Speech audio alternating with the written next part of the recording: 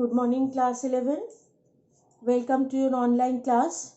Today is the second day and we were discussing the chapter co-curricular activities, and in the last day we have discussed that what is the definition of co-curricular activities and what is traditional and modern concept of co-curricular activities. Now we have seen that in the primitive ages, in the earlier years, the teachers and the thinkers used to think that the co-curricular activities, they are not such important to keep them aside of the regular education system, and that's why they have considered it as an extra part of curriculum, and thus it was named as co-curricular activities. Now after some years in the modern or if you say it as a modern thought of co-curricular activities, it was considered as important as the formal subjects of education, and thus it was entered and it was renamed as co-curricular activity, which will run parallelly along with the education system, and thus the change name from extracurricular activities to co-curricular activities. Today we are going to discuss the main objectives. What are the aims and objectives of co-curricular activities? As we know that it is helping us in our all-round development, it is helping us in our moral, social and aesthetic development of one individual, and it is lastly finally it is also keeping the attention on the individual differences. Now let's start. Number one, to help in an all-round development. This is a very first and foremost important aim or objective of co-curricular activity.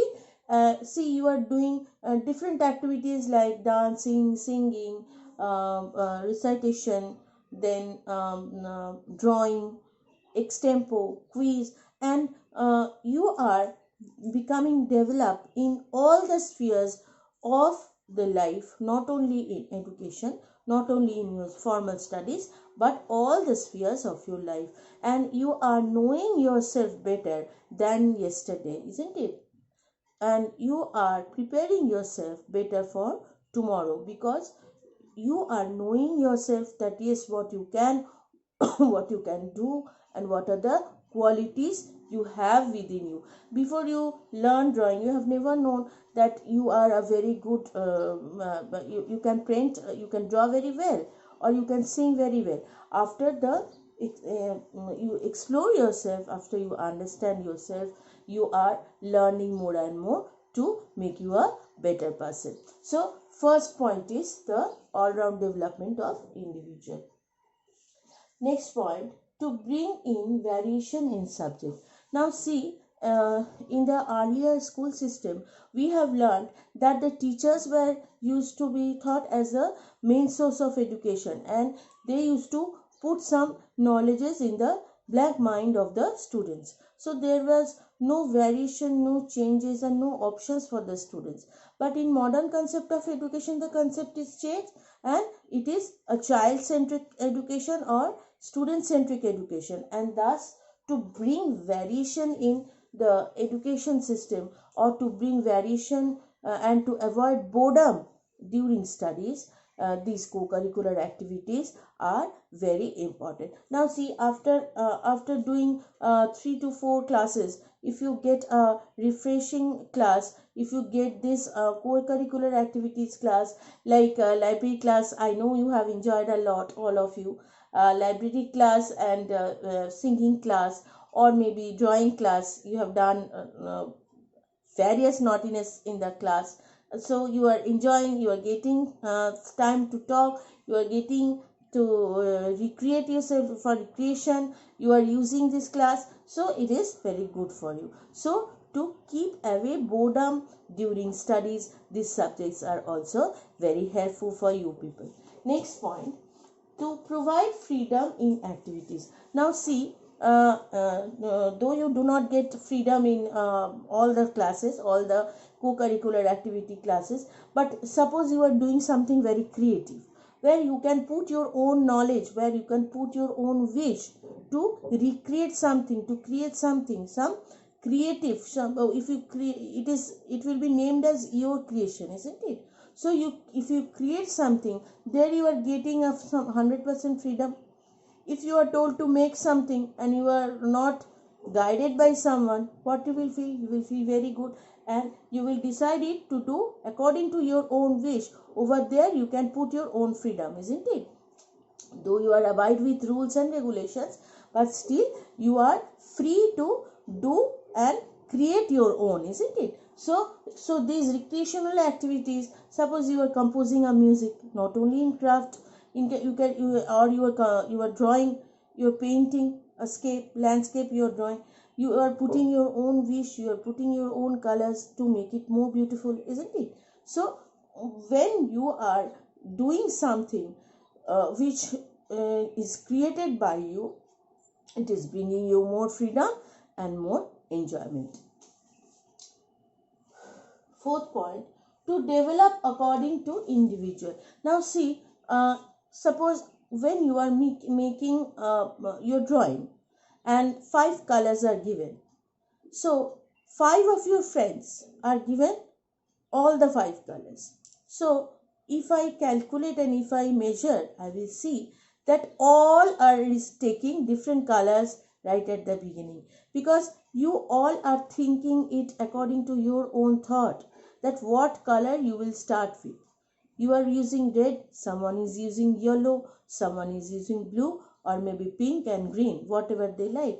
So it depends on the individual that what color they will put in and how they will start. So over there, when some creation, or again I will repeat the same, when you are creating something, when you are applying something by your own thought, from your own individual perspective, you are putting your own individuality to it, because you are an individual, your thought, your thinking and everything is different. So it is being in co-curricular activities, the individuality of an individual is highly appreciated.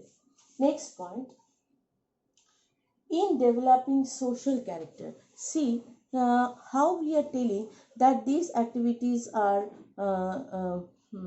helping to develop some social character. See, if you consider the co-curricular activities as a sports, you are abide by some rules and regulations. So simply when you are running on a track of the race, you cannot change your track, otherwise what will happen, you will be disqualified, isn't it? So when you are running with a marble and spoon, you cannot touch your spoon and marble, you have to hold it with your mouth or your lip, isn't it? So that is also a rule. So when you are or in cricket or in football, any type of, not only in this sports item, whatever activities you are doing, if there are some rules and regulations, it is helping you to understand its importance. Because see, without rules and regulations, whatever you do, however you do, it will not reach to the success, isn't it? Suppose the color black, even if it is about painting, you cannot apply wherever you like, isn't it? The color is for some specific applications. The color of the sky, you cannot make it anything you like, isn't it? So you have to think before applying the color. When you are singing, you should not change your scale, that is also a rule. When you are playing a tabla, there is also some rules and regulations. When you are in a sports or in a group activity, over there you cannot violate the rules. So whatever you are doing, not only in your co-curricular activity, even when I am teaching and you are listening, when you are hearing to me what I am explaining, there are some rules and regulations. I cannot act anything how I like, I cannot say anything whatever I like, and you cannot do whatever you wish, isn't it? So everywhere in all the spheres of life, whatever you do, you are bounded by some rules and regulations, and that is helping you to learn some social characteristics. Because now you are students, after some years or so you will be a young citizen of our country, and over there you have to follow some social rules and regulations, isn't it? And when you will go to a bigger society, like you will be in a profession, then you are bound to follow some rules and regulations. Like your time, you are coming in according to the time of the school. You have to enter school within time. You have to come with a proper dress and shoe. You have to come with a proper routine. See, in all the spheres of life, even if in the morning when you are getting up, right from the beginning to end, there's a routine to follow, isn't it? So whatever you are doing in your life, if it is if it is without any rules and regulations, then you will see at the end of the day you have done nothing. But if the activities are done according to the rules and regulations, according to the planning, you will see that yes, you have done 90% of the job what you have planned for. So finally, what I want to say is, the example what it generally comes within mind, from mind, within heart, that means from heart, that yes, I should explain like this. That's why so many examples I have given. I think that will help you to understand that when you are a social being, when you are a social person, you must learn some rules and regulations which you are bounded by, and that will help you to reach the success. And co-curricular activities, the subjects which are running parallelly with education, they are teaching you how to develop these social characters. So today this is all about the characteristics or the objectives of co-curricular activity. Next day we will start with different types of co-curricular activities, which is a very common question which comes, and it is a big part of the chapter. We will take some time to explain. First I will explain you in details, sorry, I will explain you in points, and then we will slowly go to the details. So for today, thank you. These are the objectives, and 4 marks question can come for the objectives. So thank you for today.